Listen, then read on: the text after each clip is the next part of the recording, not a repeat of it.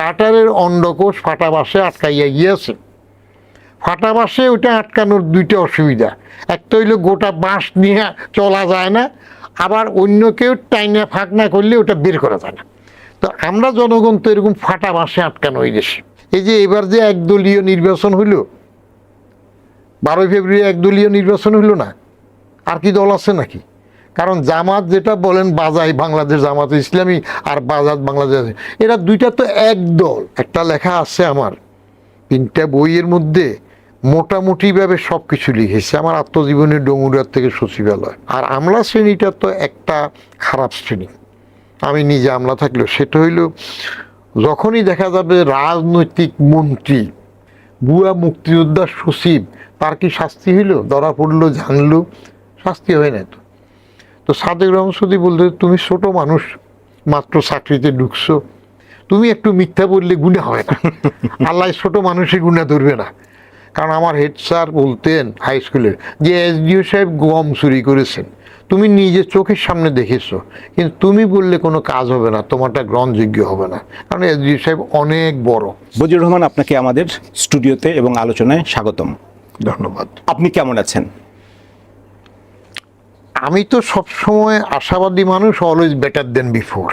BTV থাকি তো, হালে কিছু ঘটনা মাঝে মাঝে একটু নাড়া দেয়।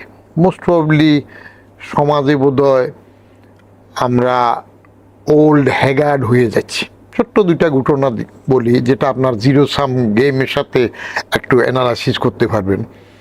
এই 2 দিন আগে এক ভদ্রলোক বাসায় আসলো আরেকজনের কাছে, একটা কুকুর ড্রেনের পাশে, রাস্তার মধ্যে পানি নামার একটু ছোট্ট ড্রেনের মতো থাকে, ওখানে ঘুমাচ্ছে। এই ভদ্রলোক তার গাড়িটা কুকুরের পায়ে উঠাই দিলেন। তো নেমে গেলাম, জিজ্ঞেস করলাম এটা কি করলেন, পাটা ভেঙে গেল। বলে যে আমি দেখিনি। তো দেখেন নাই, এখানেই তো আপনার ড্রাইভিং লাইসেন্সের একটা ঝামেলা হয়ে যেতে পারে। সাথে লোকজন আসলো, উনি তো এত অ্যারোগেন্ট হলেন। পরে বললাম যে আচ্ছা আপনি মেহরবানি করে যান, ওটা তো অবলা প্রাণী, পা ভাঙছে, আপনার সাথে আর তর্ক করা। But he became so arrogant, মুরব্বী মানুষ, বয়স্ক, অন্যেরাও তাকে সরাতে পারতেছে না। আমি বলছি তো দেখি নাই, এরপরে আর কথা নাই। আমি এক পর্যায়ে ভাগে যাই কিনা, তার চাবিটা হাতে নিলে, আপনার চাবিটা দিয়ে আপনি যান গা। না, যাবে না। তাকে মারার উপদ্রব হইলো। পরে বললাম যে বাবু যেতে দাও তো, মুরব্বী মানুষ, আমাদের বদনাম হবে। একটা জিরো সামে মিলান, কার লাভ কার ক্ষতি, কারণ এখানে আপনি প্লাস কোথায় নেবেন? কুকুরের পা ভাঙলো আর উনি এভাবে চিৎকার করলেন। আজকে সকালে আমি আমার স্ত্রী 20 বছর আগে সিটি কর্পোরেশনের অনুমতি নিয়ে গাছ লাগিয়েছিলাম রাস্তায়, যে খেয়াল মানুষ বসবে গরমের সময়। গাছগুলো তো 20 বছর অনেক বড় হইল, কৃষ্ণচূড়া আছে, শিমুল আছে, আছে আপনার ওই যে সোনালি আছে, ভালো। ঠিক সকাল 7টার সময় একটা কাপল, একটা মেয়ে ইয়াং, একটা ছেলে আসলো আমার বাসার অপোজিটে বসে। তারা এমনভাবে চিৎকার করে হইয়াল্লা করতেছে যে বয়স্ক রুগী থাকলে ঘুমের ডিস্টার্ব হইতে পারে, এবং মডার্নভাবে তাদের আমোদ ফুর্তি, হাত টাত নেড়ে একজনের গায়ে একজন থাপ্পড় দিয়ে এটা করে। তা আমি একটু ইশারা দিয়ে বললাম যে তোমরা একটু আস্তে কথা বলো না। পেরে আসলো কি আমরা অশালীন কিছু করলাম? আমরা তা তো বলি নাই, অশ্লীল কিছু তাও তো বলি নাই, কিন্তু যেভাবে করছো এটা একটু আর আস্তে কথা বললে হয় না? রাস্তা কি আপনার নাকি? এটা সরকারি রাস্তা, আমরা ইউনিভার্সিটির অ্যাডাল্ট। আমি ভয় হয়ে গেলাম। সাথে সাথে টেলিফোন করে আরও কয়েকজনকে নিয়ে আসলো। তা আমি বললাম যে আমার তো নাতি নাতনি নেমে গেছে, একটু স্কুলে যাই।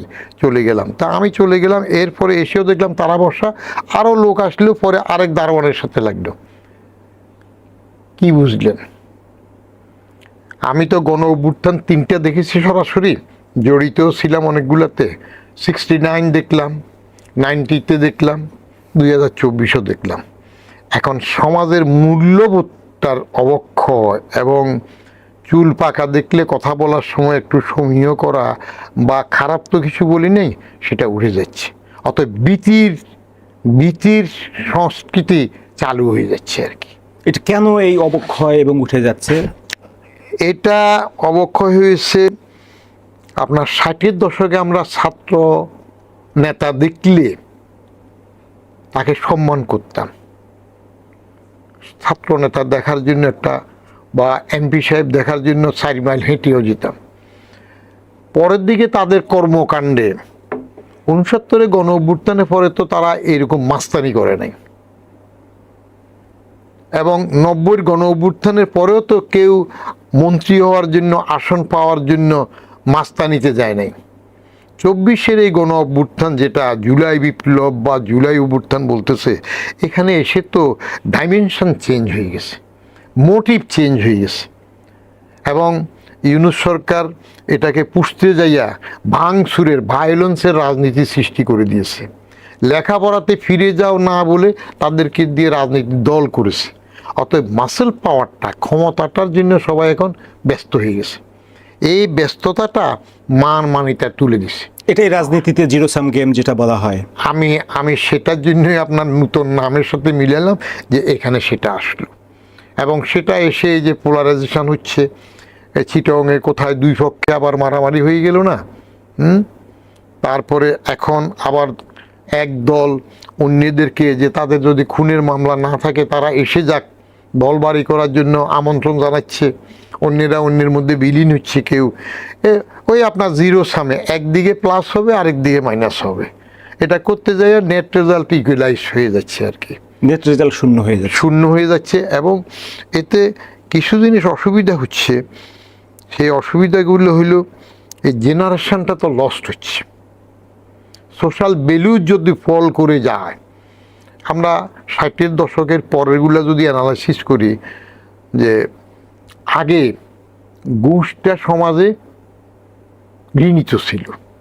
যে লোক সিএনবি ছিল তখন, কনস্ট্রাকশন অ্যান্ড বিল্ডিং, সিএনবি নান করা ডিপার্টমেন্ট, পরে ওই রোডস অ্যান্ড হাইওয়েজ আস্তে আস্তে গণপূর্ত ভাগ হইল।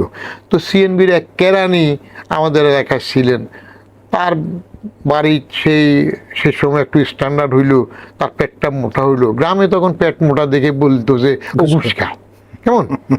আচ্ছা, আর ঘুষ খাওয়াটা যদি একটু প্রমাণিত হইতো মানুষের কাছে, সমাজের যারা মুরব্বী, পঞ্চায়েত জাতীয় মাতব্বর বিষয় করতেন, তারা তখন তাকে অনেক কিছুতে অ্যাভয়েড করতেন।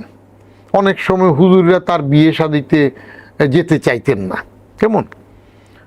তো এখন তো সেটা রিভার্স হয়ে গেছে। এখন ধরেন কবর জিয়ারতে হোক, মেল মজলিসে হোক, মোল্লা টোল্লাটা তো ওটা তারও বেশি যায়, কারণ ওখানে গেলে হাদিয়াটা বেশি হয়। তো ভ্যালুস চেঞ্জ হয়ে গেলে, আগে কেউ যদি ঘুষ দিত সে প্রকাশ্যে বলতো না, যিনি খেতেন তিনি লুকোচুরি গেলে খেতেন। এখন এই ভেরি রিসেন্ট একটা ঘটনা আমি জানি, কিন্তু সমস্যা হয়েগুলো জানলেও আমার কথা তো কাজ হবে না। কারণ আমার হেড স্যার বলতেন হাই স্কুলের, যে এসডিও সাহেব গম চুরি করেছেন, তুমি নিজের চোখের সামনে দেখেছো, কিন্তু তুমি বললে কোনো কাজ হবে না, তোমারটা গ্রহণযোগ্য হবে না। কারণ এসডিও সাহেব অনেক বড়। কারণ কত বড়? when the SDO sneezes, when the SDO catches cold, the whole subdivision sneezes. তখন মহকুমা হাকিম, এসডিও সাহেব যদি সর্দি লাগে পুরা মহকুমা হাসতে থাকে। লুকানোটা এখন চলে গেছে। এই ভেরি রিসেন্টলি যেটা বললাম, আগে অন্যের মাধ্যমে একটু ঘুষ খেত, এখন সরাসরি খায়, এবং সে খাওয়ার মধ্যে আপনার আমলা পর্যায়ে, সর্বোচ্চ পর্যায়েরা পর্যন্ত লাজ লজ্জা বাদ দিয়ে টেলিফোন করায় খবর দিয়ে ঘুষটা খায়। আবার আরও একটু উন্নতি হয়েছে, অন্যের মাধ্যমে নেয় না, তাহলে আরেকজন হয়তো জেনে নিবে, টেলিফোনটা করাইলো সরাসরি নেয়। তো এইগুলাতে আপনার জিরো সাম প্লাসের মধ্যে এইখানে ঘুষ দাতা এবং ঘুষ গ্রহিতা, এরা তো জিরো সাম গেমে নাই, এরা আছে নন জিরো সামে গেম। সেই নন জিরো সাম গেম হচ্ছে নেগেটিভ, একজন আরেকজনকে কোঅপারেশন করছে। এইখানের ভিকটিম বা লুজার কারা হচ্ছে? ভিকটিম বা লুজার হচ্ছে ওই দুইজনই লুজার। প্রথমে যিনি দিচ্ছেন, যিনি নিচ্ছেন, সে দুজনই লুজার। তার কারণ আল্লাহ সৃষ্টিতে একটা বিবেক আছে, এটা আল্লাহ এমনভাবে সৃষ্টি করে দিয়েছেন, সবাই নিজের বিবেকের কাছে পরে ধরা পড়ে। এখন হয়তো জাগতিক চাহিদায় যে কাজের জন্য ঘুষ দিয়ে আমি কাজটা পেলাম, সরকারি টাকার কাজ যদি হয়, তাহলে এখানে জনগণকে ঠকানো হচ্ছে কিনা, জনগণ লুজার হচ্ছে কিনা? এখানে ঘুষের 2-3টা তরিকা আছে। পাকিস্তান আমলে বড় সাহেবরা ঘুষ খেতেন টেন্ডার হওয়ার আগে, তারা কিন্তু কাজের গুণগত মান খারাপ করতেন না, ওই হিসাবের সময়ে টোটাল প্রাক্কলনের মধ্যে এস্টিমেটের মধ্যে 10-12% ধরে রাখতো যে এইগুলো সাহেবদের ফুট পার মাস খাই খরচাতে যাবে, but quality of the work will remain same. কন্ট্রাক্টরের উপরে তার নিজের লাভের থেকে ভাগ বসিয়ে খেত না, এটা দূরেই রাখতে হবে আগে। এখন সেটা শিফট হয়ে গেছে, এখন বেচারা ঠিকাদারের উপর দিয়ে অত্যাচার হয়, তখন সে কাজের মান খারাপ করে, জনগণের ক্ষতি হয়, আর দুজনই লুজার হয় বলি এই জন্য আলটিমেটলি তার বিবেক তাকে দংশন করে। একটা না একটা সময়, শোয়ার সময় রাত্রে বিবেক কিন্তু বলে এই কাজটা ঠিক হয় নাই। ম্যাটেরিয়াল অ্যাডজাংস, সোশ্যাল আনডিউ কম্পিটিশন, জাতে উঠার যে একটা অভিনব প্রচেষ্টা, যে একসময় ওয়ার্ড কাউন্সিলর ছিলাম, মেম্বার ছিলাম, বাপের জায়গা বিক্রি করে রাজনীতি করছি, তখনকার দিন বদল গিয়া। এখন ওয়ার্ড কাউন্সিলর হবে তাহলে গাড়ি কিনবে, তাড়াতাড়ি বাড়ি করবে, কারণ রাজনীতিটা ব্যবসা হয়েছে। আস্তে আস্তে প্রমোশন পায় উপরে উঠবে, মন্ত্রী হবে। তো এই যে আনওয়ান্টেড কম্পিটিশন ম্যাটেরিয়াল অ্যাডজাংসের জন্য শুরু হয়েছে, এটা যদি নিজের থেকে নিজে না টানেন তাহলে থামবে না। কারণ 3টে বিষয় যে কোনো করাপশন আপনি থামাইতে পারেন। প্রথম, স্বীকৃতভাবে রাষ্ট্রীয় আইন, তার প্রয়োগ, সেটা যদি আমাকে ধরতে পারে, থামাতে পারে, তবে আমি থামবো, কিন্তু সেটা তো খুব কম। আইনটা আছে, প্রয়োগটা নেই। আইন তো আমাদের দেশের মতো এত ভালো আইন আপনি খুব কম খুঁজে পাবেন। হেন বিষয় নাই, মেজর ল, মাইনর অ্যাক্ট থেকে শুরু করে আইন নাই, কিন্তু প্রয়োগ নাই। প্রয়োগ যদি থাকতো কঠোরভাবে আগেও, এই যে আমাদের যুদ্ধের দোস্ত যারা ছিল তাদেরকে যে স্বর্ণের কি সম্মাননা দিল না, ওটার মধ্যে যে ঘাট টাট দিল, ধরা খেলো, কারো বিচার হইল? হয় নাই। বুয়া মুক্তিযোদ্ধার সচিব, তার কি শাস্তি হইল? ধরা পড়লো, জানলো, শাস্তি হয় নাই, তো ক্ষতি হয় নাই। তো প্রয়োগ না থাকলে যেটা হয় হবে, এই যে ঋণ খেলাপি হয়ে গেল, এখন তো ঋণ খেলাপি থাকবে না, ব্যাংকের ঋণ আবার নাকি তারা ব্যাংক পেয়ে যাবে। আর যারা এটা দিচ্ছে তারা হিসাব করে যে একেবারে যদি তার এটা ঋণ খেলাপি থাকে তাহলে তো কিছুই পাবো না, বরং সে কিছু দিয়ে যদি আসে তাহলে তো আস্তে আস্তে যুক্তির অভাব থাকবে না। মানুষ নিজের সুবিধার জন্য যুক্তি দেওয়ার সময় আপনি একই ব্যক্তি, সবাই তার সেরা কৌশলটাই গ্রহণ করছে সব সময়। এবং যুক্তিটা কিভাবে দেয়, আপনি মসজিদে যাওয়ার সময় সবচেয়ে বড় দামি রাজা বাদশার ড্রেস পরে যাচ্ছেন, তখন কিন্তু আপনি যুক্তি খাড়া করাচ্ছেন যে আল্লাহ আমাকে তৌফিক দিয়েছেন, এত সম্পদের মালিক করেছে, সে আল্লাহর মসজিদে যাচ্ছি, কম দামিটা নিয়ে গেলে আল্লাহর প্রতি তো অকৃতজ্ঞতা হয়ে যায়। আপনি একই ব্যক্তি যখন একেবারে সাদা সিধা কম দামে নিয়ে যাবেন, তখন আপনি যুক্তি দেখাবেন যে আল্লাহ আমাকে এত সম্পদ দিয়েছে, কিন্তু মসজিদে তো অনেক গরিব মানুষ আসে, তাদের মনে কষ্ট হইতে পারে, আমি তাদের মতো করে যাই না। কৌশল যেটা বললেন, সেরা কৌশল সবাই নেবে, যে যারটা পারে। ওই যে সকালে আমাকে এই ইয়াং ম্যান চলে আসলো না, তেরে আসলো, আপনার মন এত সংকীর্ণ কেন? আমরা কি অশ্লীল করলাম? আমার বন্ধু, আমরা হই আল্লাহ করতেছি সকাল। আপনি যেমন উদাহরণ বলছিলেন, আপনি রাজনীতি প্রসঙ্গ টেনে তুলেছেন, আমরা গেম থিওরি নিয়ে কথা বলছি, এই সুযোগে আমরা গেম থিওরির জনক জন ভন নিউম্যানকেও একটু স্মরণ করি। উনি গেম থিওরি আবিষ্কার করার পরে আমাদের আধুনিক যুগে সিদ্ধান্ত গ্রহণের ক্ষেত্রে একটা বৈপ্লবিক পরিবর্তনও এসে গেছে। যেমন অর্থনীতি বলুন, রাজনীতি বলুন, ভূ রাজনীতি বলুন, যুদ্ধ, ব্যক্তি জীবন, প্রেম, প্রতিযোগিতা, সব ক্ষেত্রেই সবাই কিভাবে তাদের সেরা কৌশল বেছে নেয় সেটা গেম থিওরি স্টাডি করলে পাওয়া যায়। যে গেম থিওরির অন্যতম একটা কনসেপ্ট হচ্ছে জিরো সাম গেম।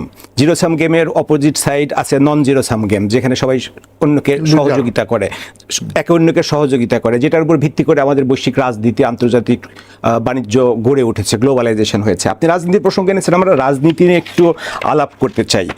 নতুন সংসদের বয়সও 2 মাসের বেশি হয়ে গেল, নতুন সরকারেরও বয়স 2 মাসের বেশি হয়ে গেল। আমরা সংসদ থেকে শুরু করি, সংসদীয় রাজনীতি কেমন চলছে? সংসদ তো দেখছেন আপনি, সংসদের কার্যক্রম। আমার একটা তৃপ্তি হলো সরকারের ব্যুরোক্রেসি থেকে মোটামুটি বড় জায়গাগুলো সবগুলো আমি কাভার করতে পেরেছি। চাকরির শুরুতেই আমি ক্যাবিনেট ডিভিশনে পোস্টিং পেলাম, তখনই আমি বঙ্গভবনে যাওয়ার সুযোগ পেয়ে গেলাম। প্রেসিডেন্ট জিয়া তখন বঙ্গভবনে বসতেন। আমি বঙ্গভবনের শাহী ঘণ্টা দেখলাম, চোখ বুজে মুঘল সাম্রাজ্যের কথা মনে হইল। আমি আবার এডিশনাল সেক্রেটারি হওয়ার পর এই সংসদে পোস্টিং পেলাম। আমি সংসদে ঠিক এক সময় ভিজিটর্স কার্ডে অনেক দূরে গ্যালারিতে বসে দেখতাম। এরপরে ওখানে আমি আমার দায়িত্ব পালনের জন্য ঠিক স্পিকার সাহেবের নিচের তবগার সারিতে এডিশনাল সেক্রেটারি বসে আমি কাজ করতাম। আমি অধিবেশন চলার সময় দেখেছি। আর এমনি তো ফাইল টাইল নিয়ে তখন জমিরুদ্দিন সরকার ইংরেজিতে সিরকার লেখেন, উনি স্পিকার ছিলেন, গিয়েছি। সংসদ সদস্যগণকে দেখেছি, মান্যবর বলেন মাননীয় বলেন তাদের অবস্থা দেখেছি, মন্ত্রী সাহেবদেরকে তো দেখেছি, প্রধানমন্ত্রী রাষ্ট্রপতি দেখেছি। সংসদটা বুদ্ধিমত্তার পরিচয়, ভালো কূট কৌশল, যেটা যার বেস্ট কৌশল যে খাটায় কথা বলার মার পেসের জন্য, সেটা একটা উত্তম জায়গা, কে কাকে সুন্দরভাবে আক্রমণ করবে। কিন্তু সেখানে অশালীন বিষয়ও এসে যায়। কোনো নেতা বলবেন চুপ বেয়াদব, আরেকজন হয়তো বলবে নিশি কুটুম্ব, সেটাও তো আমরা শুনেছি। তার আগে হাতাহাতি ফাইল ছোড়াছুড়ি সেগুলোও দেখেছি। এখন পর্যন্ত এই সংসদে উত্তেজনা আছে, ওয়াকাট আছে, এটা সংসদীয় রীতি। আমি এনজয় করছি। অধিবেশন শুরু হইলে আমি সারাক্ষণ ওই যে আমাদের সাহেব গোলাম বিবির বাক্স আছে, ওটা খুলে বসি, ওটাতে সম্প্রচারটা ক্লিয়ার হয়, দেখি কে কত সুন্দর করে আরেকজনকে পরিশীলিত বাঁশ দেবে রাজনৈতিকভাবে, সেটা টেকনিক ওখানে খাটে। কিন্তু আমি ওই সময় যখন ছিলাম চতুর্দশ সংশোধনীয় আমি দেখেছি, সেই সময় দেখেছি কিছুদিন আছে সংসদকে নিজের মতো করে চলতে দেওয়া হয় না। সংসদ সচিবালয় নিজে নিয়ম মাফিক অনেক কিছু করতে পারে না। মনে করেন যে প্রধানমন্ত্রীর প্রশ্নোত্তর পর্ব, এই প্রশ্নোত্তর পর্বগুলো কে ডিসাইড করতো, এখন কি হয় জানি না, এগুলো ডিসিশন আসতো ক্ষমতাসীন ট্রেজারি বেঞ্চে, তারা ঠিক করে। উনি কোন প্রশ্নগুলোর উত্তর দিতে চান, উনি শুধু কোন প্রশ্নের উত্তর দিতে চান সেটা না, আবার কার প্রশ্নগুলো এখানে কবুল করা হবে সেটাও সেখান থেকে ঠিক করে দেওয়া হতো। আমরা বাছাই করতাম না, ওইখান থেকে আসতো, প্রধানমন্ত্রীর কার্যালয়তে করা হতো। তো এখনও সেটা হচ্ছে কি না আই ডু নট নো। তো সেখানে একটা স্বাধীনতা ছিল না। আর দ্বিতীয় জিনিস, সেখানে তখনকার আমি যেটা দেখেছি, মাননীয় মান্যবর সংসদ সদস্যরা আমলাদেরকে তো গালিগালাজ করেন যে আমলারা সব করে, তাদের জন্য হয় না। কিন্তু আমি বেশিরভাগ সময় দেখছি যে জিনিসগুলো তাদের গুরুত্ব সহকারে পড়া দরকার, সেটাও তারা পড়েন না। এবং এটা আমি ক্যাবিনেটে মিনিস্টার সাহেবরাও পড়েন, আমি টেস্ট করেছি। ক্যাবিনেটের মিটিংয়ের সামারি আমি তো পাঠাইতাম, তখন মিটিং করার সময় আমি ক্যাবিনেট সেকশন দেখতাম। আমি এগুলা টেস্ট করার জন্য একেবারে হালকা পাতলা আটা আপনার ওই কোনায় কোনায় লাগাই দিতাম, যদি উল্টায় পড়ে তাহলে ওটা খুলে যাবে। তো এখন এমন আটা যে একবার খুললে আর লাগে না। তো তাতে দেখতাম যে অনেকেই পড়ে না। এই না পড়ার কারণে যেটা ঘটে, তারা অনেক কিছুতে এইটা অনেক মিনিস্টার আমলা নির্ভর হয়ে যায়। আর আমলা শ্রেণীটা তো একটা খারাপ শ্রেণী, আমি নিজে আমলা থাকলেও সেটা হইল, যখনই দেখা যাবে রাজনৈতিক মন্ত্রী তাকে ঠিক মতো হ্যান্ডেল করতে পারছে না, ধারে অথবা ভারে, হয়তো জ্ঞানে লেখাপড়ায় আপনি সচিব বা আমলার থেকে বেশি দক্ষতা রাখবেন, অথবা রাজনৈতিক নেতৃত্বের ধার রাখবেন, জ্ঞানের ভার অথবা রাজনৈতিক নেতৃত্বের ধার, এই দুটোর কোনোটা যদি আমি একটু অসুবিধায় পড়েন, তখন কিন্তু লেখাপড়া জানা, অনেক দিন থেকে চেয়ারে থাকা আমলা, বিশেষ করে সচিবটা বুঝে ফেলে। এক, দ্বিতীয় হইল করাপশানের মধ্যে যদি আপনি বেনিফিট নিতে চান, টেন্ডারে বলেন, পাইলে বলেন, নিয়োগে বলেন, হ্যাঁ, মনে করো আমি তো একজন মন্ত্রীকে পেয়েছিলাম, স্বাস্থ্যমন্ত্রী, এখন ইন্তেকাল করছেন, সে আমলে আমি তখন ডেপুটি সেক্রেটারি। সকালবেলা বলতো যে এর একটু বদলি করে দাও, জো হুকুম জাহাপনা, বদলি করা হইলো, অর্ডার করা হইলো। বিকেলে ওনার পারপাস সার্ভ হয়ে যাওয়ার পরে ফিয়ার সাহেব টেলিফোন করলো, এই বদলির অর্ডারটা ক্যান্সেল করে দেন। তো আমরা আর বড়দের কত কি কি ব্যাপার কি হঠাৎ করে আবার বলে যে কাজ হয়ে গেছে। তো এই জাতীয় ক্ষেত্রে যখন আপনি যাবেন, সেটা আপনি মিনিস্টারই হন কিংবা রাজনৈতিক পদে অন্যটাতে যান, তখন আমলা এগুলোর সুযোগ নেবে। সেরকম সুযোগ হইলে তখন আপনাকে আমলার সাথে শেয়ার করতে হবে। গত 2 মাসে যেমন চলছে, সেটা আপনার পূর্ব অভিজ্ঞতার আলোকে আপনার পর্যবেক্ষণ কি? সংসদ এবং মন্ত্রিসভা দুইটা বিলে যদি বলেন। এই দুইটার সম্বন্ধে তো আমি এখন কমেন্টই করবো না। আমি এর আগেও আপনারা এই সাংবাদিকরা সাংঘাতিক প্রশ্ন করে ধরেন অনেক সময়, মাত্র 2 মাস, 2 মাস একটা 5 বছর মেয়াদী সরকারের জন্য কোনো সরকার হলো? এটা কোনো ব্যাপারই না, আরও সময় দিতে হবে। এখন শুরু যেটা হচ্ছে কথাবার্তা, স্টাইলে, চলনে বলনে, সেটা আমার কাছে ভালো লেগেছে প্রাথমিকভাবে। যে নিজেরা প্লট নেবে না, গাড়ি নেবে না, এই কথাগুলো বলছেন না, তো শুল্কমুক্ত গাড়ি নেবে না আর কি। কিন্তু আজকে তো দেখলাম যে উপজেলা পরিষদে সংসদ সদস্যদের বসার জায়গা করা হবে, এবং কে একজন গাড়ির প্রস্তাব দিয়েছে সেটার মধ্যে ব্যবস্থা হবে। তো কে কোন কৌশলে নেবে, এরশাদের আমলে শুল্কমুক্ত গাড়ি দেওয়া চালু করেছিলেন। এটা হইলো ওয়ান টাইপ অফ ব্রাইব, সুবিধা না। সুবিধা হইলে আপনি সরকারি গাড়ি দিবেন, তিনি সরকারি নিয়মের তেল পাবেন, সরকারে থাকবেন, এমপি থাকবেন, মন্ত্রী থাকবেন, গাড়ি ব্যবহার করবেন, চলে যাবেন, গাড়ি সরকার পরিবহন পুলে চলে যাবে, চলে আসবে। কিন্তু আপনি শুল্কমুক্ত গাড়ি দিয়ে তাকে বিক্রি সুবিধা করে দিলেন, আনা সুবিধা দিলেন, এটা হইল ওয়ান টাইম অফ ব্রাইব। ওই যে কৌশল, যে যার কৌশল যেভাবে দিল। তো এটা আবার তিনুদ্দিনের আমলে ফখরুদ্দিন সাহেব যখন প্রধান উপদেষ্টা, আমি তখন ওটা বাতিল করিয়েছিলাম, কিন্তু বলে রাখছি স্যার আপনি চলে যাওয়ার পরে এটা আবার ফিরে আসতে পারে। তো নিয়ে আসছে। তো এরপরে তো আবার আলী আসলো ক্ষমতায়, আলী এসে সেটাতে আবার গেল। এখানে আবার সবাই এক, সুযোগ সুবিধা পাওয়ার বেলায়। তো এই 2 মাসের মধ্যে তাদের কিছু, তবে আমি একটা ব্রেক থ্রু আশা করেছিলাম, যে সে ব্রেক থ্রুটাতে গভর্নমেন্টের প্রশাসনের মধ্যে একটা জিনিস বোঝা যাবে। যেমন আমি চেয়ারম্যান থাকতে বলতাম, আমাকে অনেকেই বলছিল সিনিয়ররা, যে তুমি এয়ারপোর্টে যাও, চট করে এটা ধরো ওটা ধরো। আমরা তাহলে তো অ্যাডমিনিস্ট্রেশন চলে না। হেড অফ দ্য অফিস যদি এরকম দৌড়ে দৌড়ে কাজ করতে হয়, চলবে না। বাট আমার কর্মপন্থার মধ্যে এমন কিছু বাইরে প্রচার হয়ে যাবে যে আই এম দেয়ার, আমি সেখানে আসি। এবং সেটার কারণে পেছনে বাঘ একটা ছিল, যে সেটাও বললো যে এটা একটা বাঘ। আপনি আসেন, কে ক্ষমতায় আসে, ইনি আসেন, তিনি থাকার ভাবমূর্তিটা যদি বাইরে সম্প্রসারিত হয়ে যায়, সব কিছু অটোমেটিক চলবে। বগিটা, ইঞ্জিন যদি ঠিকমতো আইনের ট্র্যাকে থাকে, পকের বগিগুলো একটু টানতে থাকবে।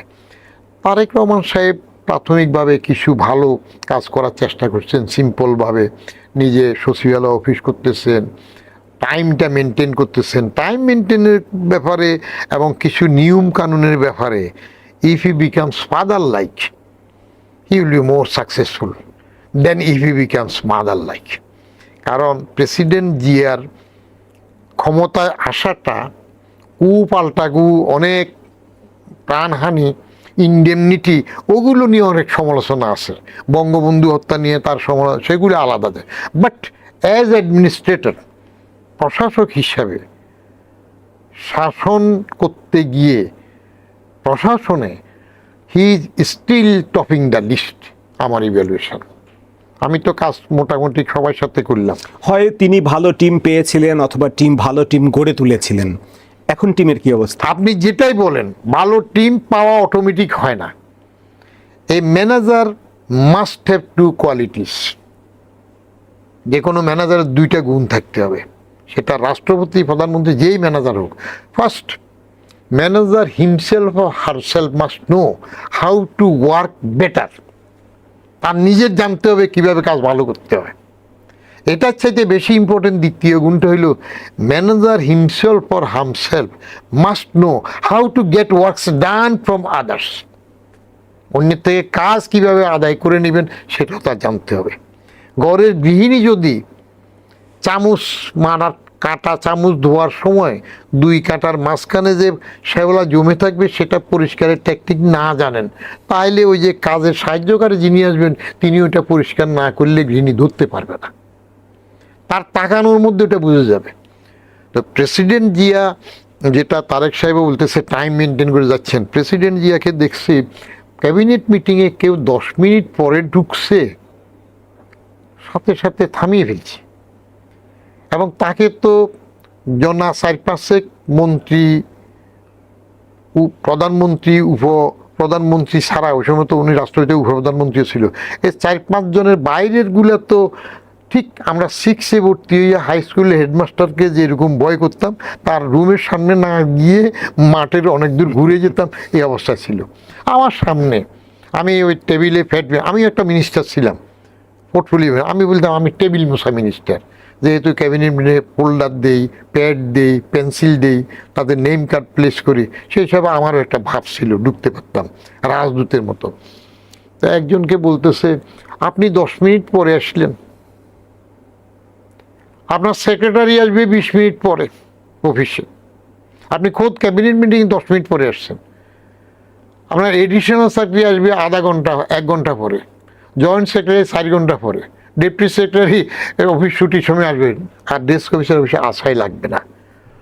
এবং যে ভয় পেত সেটা, এটার জন্য ইন্টারেস্টিং হইল, ইউ উইল এনজয়, অন্যরা যারা শুনবে প্রশাসনের ভিতরে কিছু, সেজন্য আমি আবার মিথ্যা বলা শিখছি।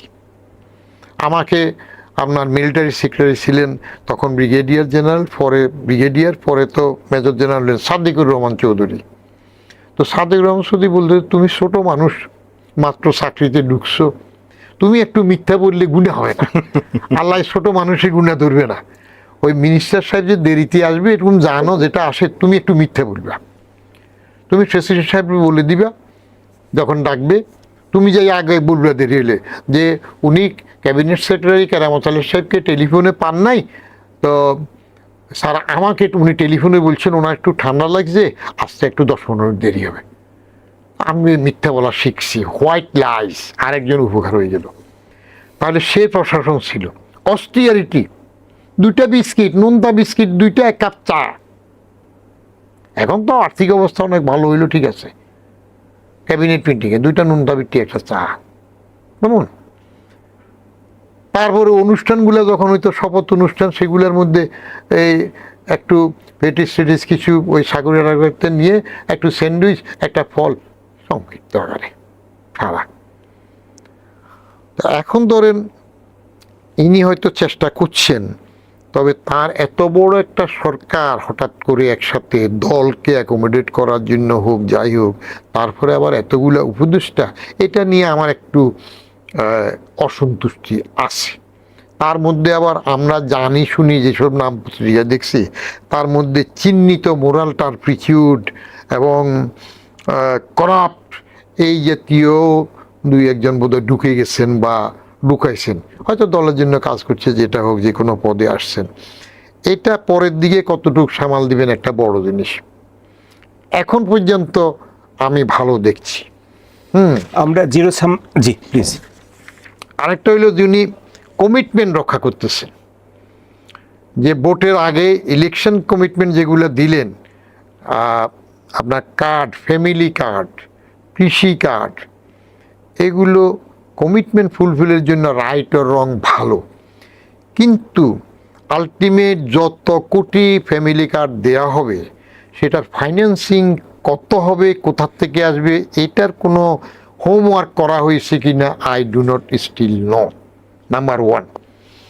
নাম্বার 2, আপনি ফরিস্ট একটা ব্যাগাস্ট্রি নিয়ে এটার দ্বারা সৃষ্টি করে ফেলবেন কিনা, কারণ এর আগে গৃহহীনদের গৃহ দেওয়া, জমি দলিল করে ঘরটর দেওয়ার একটা কাজ হয়েছিল, অনেক ঘর কেউ পাইছে, কেউ পায় নাই। 3 নাম্বার হইল এই কার্ডগুলো কতটুকু স্ক্রুটিনাইজড হবে, এটা কি সামনের অনেকগুলা লোকাল নির্বাচন আছে সেটার পুঁজি হিসাবে কাজ করবে ভোটার আকৃষ্ট করার, নাকি দলীয় লোকজনকে আপনি রিওয়ার্ডের জন্য এগুলা করবেন?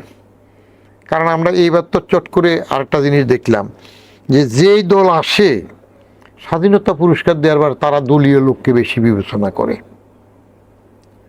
যখন আলী ক্ষমতায় ছিল তখন আন্ডা বাচ্চা আওয়ামী লীগের যা আছে রাজ পরিবারের, হ্যাঁ, সবগুলোকে দিয়ে দিল, ছোটোখাটো মিলে এমনি এমনি সবগুলো। এইবারও সেরকম কিছুটা ট্রেন্ড দেখা গেল, সেটা হচ্ছে। তো এখন দলীয় সরকার হবে রাজনীতিতে, কিন্তু প্রতিষ্ঠানগুলো দলীয়করণ হতে পারবে না। এই জিনিসটুকু যদি ধরে রাখা যায় তাহলে আমি মনে করব ভালো করবে। কিন্তু গত মাসে শেষে এই মাসে আমি 2 সপ্তাহের মতো গ্রামে গিয়েছি, মৃত্যু উপলক্ষে, জানাজা উপলক্ষে। গিয়ে যেটা দেখলাম তাতে আমি গ্রামীণ পর্যায়ে পলিটিক্যাল কোনো চেঞ্জ দেখি নাই। আগে যেটা ছিল আওয়ামী পান্ডা গুন্ডা তাদের রাজত্ব ছিল, এখন এই বাজাদ অনুসারীরা আছে। টপ সয়েল, মাটি বিক্রির থেকে শুরু করে নদীর পাটা উঠার থেকে বালু উত্তোলন থেকে শুরু করে সবগুলোতে তারা। কিন্তু একটা ডাইমেনশন চেঞ্জ হয়েছে, এটা রাজনৈতিক নেতৃত্বদের কানে আসবে কিনা। আওয়ামী পান্ডা গুন্ডাদের মধ্যে নেতা ছিল, কর্মী ছিল, কর্মীদেরকে কন্ট্রোল করতো নেতা, একটু ঝামেলা হইলে নালিশ হইলে নেতা এটা ম্যানেজ করতে ওদের জন্য। এইবার আমি যেটা দেখলাম সেখানে গিয়ে আলাপ টালাপ করে মানুষের সাথে, দোকানে, চা দোকানে, দেখা গেল এখন বাজার ক্ষমতায় আসার পরে কর্মী নাই, সবাই নেতা। চেইন কমান্ডের মধ্যে সবাই কিন্তু নেতা। তো এখন এই নেতাগুলো এখনই আপনার ভোটে আসবে, ইউনিয়ন পরিষদের নির্বাচনে কাউন্সিলে দাঁড়াবে, চেয়ারম্যান হবে, এখনই প্রচার শুরু হয়ে গেছে এবং অ্যাক্টিভিটিস হইল। এর মধ্যে আমাদের আগের ইউনিয়ন পরিষদের এক চেয়ারম্যান, এক নেতা, তাকে নিয়ে তো পত্রিকায় একটা খবর আসলো যে কবুতর না কি পাখি কি চুরি করলো, তো যে চুরি করলো ছেলেরে পায় নাই, মারে ধরে এনে নাক্ষর দেয়াল। কারণ একটা লেখা আছে আমার 3টা বইয়ের মধ্যে, মোটামুটিভাবে সব কিছু লিখেছে আমার আত্মজীবনের ডঙ্গুরার থেকে সচিবালয়, সরকারি চাকুরিতে অনুভূতি, সমগ্র 6টা বই এবং তত্ত্বাবধায়ক আমল, কিছু রাজনীতি, কিছু রাজনীতি, 1 খণ্ডে বের করলাম। আর 15-16 বছরের লেখা নিয়ে চেতনায় বুদ্বুদ 2 খণ্ড। সেগুলো যদি কেউ মনোযোগ সহকারে পড়ে তাহলে আমি একটা টিভিতে বলে রাখছিলাম, কেউ প্রশ্ন করুক যে এই বিষয়টা লেখেন নাই। এই মনে করেন তারেক রহমান সাহেব যে আসতেছেন, এটা তো আমি বহু আগে লিখছি। উনি প্রধানমন্ত্রী রাষ্ট্রপতি হবেন, এটা 26শে জুন 2011-তে একটা লেখা লিখলাম যে বাজাদ আওয়ামী লীগ এবং বিএনপির মধ্যে তফাৎ কোথায়। সেই সময় আমি লিখলাম যে বিএনপি বোধহয় বুঝতে পারতেছে না, যদি কোনো রকমে তারা ক্ষমতায় এসে যায় তাহলে 2 ছেলের, প্রেসিডেন্ট জিয়া 2 ছেলের মামলা টামলা এগুলো কিচ্ছু থাকবে না, বরং বড় ছেলে যদি বেঁচে থাকে তিনি এই দেশের প্রধানমন্ত্রী বা রাষ্ট্রপতি হবেন। সেই 15 বছর আগে হয়ে গেলেন না ইনশাল্লাহ। আবার আরেকটা লেখা লিখলাম তারেক এবং জয়কে নিয়ে, উত্তরাধিকারের রাজনীতিতে কে টিকবেন, কার হবে জয়, কার হবে পরাজয়। সেখানে আমি কমেন্ট করছিলাম যে তারেকের কাছে জয়ের জয় হবে না, জয়ের পরাজয় হবে, উত্তরাধিকার রাজনীতি। And that happened. রাজবংশীয় রাজনীতিতে বাবা প্রেসিডেন্ট, মা প্রধানমন্ত্রী, আবার ছেলে প্রধানমন্ত্রী। দল তো দুটাই পারিবারিক দল মোটামুটিভাবে বলতে পারেন, কারণ আওয়ামী লীগ পারিবারিক দল, তাদের বাইরে নেতৃত্ব আসতে পারে নাই। মালিক উকিল একবার বঙ্গবন্ধুর জেলে থাকার সময় যেটা হলেন সেটা হলো তো অ্যাক্সিডেন্টাল ব্যাপার। তারপরে 17ই মে 81 এসে গেলেন শেখ হাসিনা। 40-45 বছর আর কেউ আছে পার্টিতে, কেউ সভাপতি হইতে পারছে? কিন্তু গণতন্ত্রের দল, গণতান্ত্রিক দল হয় নাই। তো বাজার যেটা জিয়া করছে এখন তার পারিবারিক দল, বাইরে কেউ আসতে পারতেছে? কত বড় বড় তাহলে আপনি যে দলগুলোর ভিতরে গণতন্ত্রহীনতার কথা বলছেন, তার এই দলগুলোর উপর নির্ভর করেই তো আমরা দেশের গণতন্ত্র পুনঃপ্রতিষ্ঠা করতে চাচ্ছি, দেশের অর্থনীতি, রাজনৈতিক প্রতিষ্ঠানগুলোকে গণতান্ত্রায়ন করতে চাচ্ছি। এটা একটা প্যারাডক্সের মতো মনে হয় না? জি, এটা হবে, তার কারণ আছে তো। আমি যেটা বলি সেটা হইল গণতন্ত্র, নিজের পার্টির বেলায় গণতন্ত্রটা দরকার নাই, কারণ কাউন্সিলের আগে দিয়ে সবাই ক্ষমতা দিয়ে দিবে, যিনি পার্টির প্রধান তিনি এই বিষয়ে সিদ্ধান্ত নেবেন। তো তাইলে এটা গণতান্ত্রিক হইল না? আপনি পরোক্ষ বলেন, যাই হোক, এটা আইয়ুব খানের যে বিডি মেম্বারের মতো হলো না, যে কাউন্সিলে তো সবাই বলছে যে শেখ হাসিনা এই সিদ্ধান্ত নেবেন, কাউন্সিলে তো বলতে দিতেছিল যে আমাদের বিএনপি প্রধান এই সিদ্ধান্ত নেবেন। হ্যাঁ, তাহলে ওইখানে তারা গণতান্ত্রিকভাবে তাকে ক্ষমতা দিয়েছে, অতএব এটা হইলো ওখানে গণতন্ত্র। আর ভোটে আসলে সেখানের গণতন্ত্র আরেকটা। তা আমরা যারা ভোটার, জনগণ, সবাই তো যে কোনো কথা বলে যে জনগণকে সাথে নিয়ে করব, জনগণ ছাড়া কেউ করে না, কিন্তু এই জনগণ জানেও না তারা সাথে নিচ্ছে না কিচ্ছে। সেখানে আমরা বেকায়দায় পড়েছি। আপনার নিজের থেকে দুটা জিনিস বের হয়, উপর দিয়ে খান, নিচে দিয়ে বের হয়। কেমন? এটা প্রাকৃতিক নিয়ম। এই দুটা যে বের হয় দুই পথে, একটা একটু হালকা লিকুইড পানি ফানি, আর একটা একটু আটালো টাটালো থাকে। এটা তো দুইটার মধ্যেও তো গুণগত পার্থক্য আছে। তো এখন আপনার যেটা আটালো সেটাই আপনার শরীরে লেগে গেছে, পরিষ্কার করার জন্য টিস্যু দিয়ে তো সবটা হবে না, একটু পানি দরকার।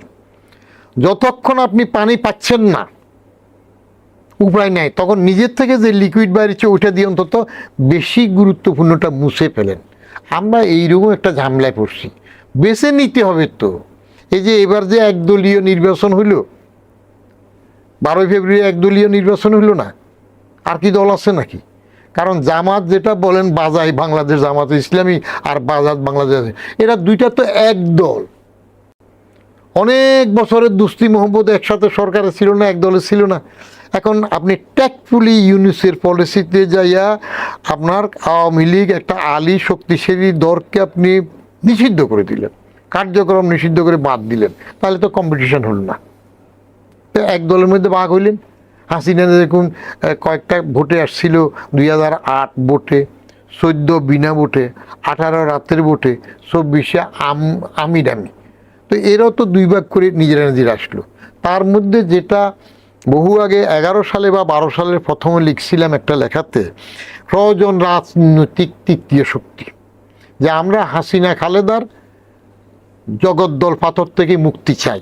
আমি এখন কোনো বানাই কথা বলি না, যা লিখছি সেটা বলি, কারণ রেকর্ড তো বইতেও এসে গেছে, পত্রিকা ছাপছে। তো এই দুইজনের জগদ্দল পাথর থেকে মুক্তি চাই, রাজনৈতিক তৃতীয় শক্তির প্রয়োজন। তৃতীয় শক্তি আসতে পারে না। 24-এর গণ অভ্যুত্থানের পরে ইউনুস সাহেবের পৃষ্ঠপোষকতায় তিনি তো আকবরের বৈরাম খাওয়াইলেন, যখন এই বাচ্চা কাচ্চাদের দিয়ে উনি রাজনৈতিক দল করাইলেন। আমি সারাদিন ছিলাম তাদের বৈঠক শুরুর আগ থেকে সে 28শে ফেব্রুয়ারি মানিক মিয়া বিরুদ্ধে একেবারে শেষ হওয়া পর্যন্ত ছিলাম। বড় আশাবাদী ছিলাম যে একটা নূতন দল আসতেছে, তৃতীয় শক্তি হবে। এখন এই তৃতীয় শক্তি কোথায় চলে গেল? তারা জুলাই সনদ সই করে না, সংসদ ভবনে পরে করে, কেমন চিৎকার করে, নিজেদের জুলাই 36শে জুলাই টুলাই করে না, পরে করে। আবার তারা চলে গেল কোথায়? স্বাধীনতা বিরোধী রাজাকার আলবদ আল শামসের দল বাজাইতে তারা বিলীন হয়ে গেলেন। তো আমার তৃতীয় শক্তি আসবে, তাইলে আমি কোথায় পড়ছি? ফাটা বাসে আটকাইলাম না? হ্যাঁ, ফাটা বাসে আটকানোর অসুবিধা আছে, এটা জহুরুল শুধুই বলতে পারে, আমরা তো বলতে পারি না। উনি বড় পুরানো সৃজন সাংবাদিক।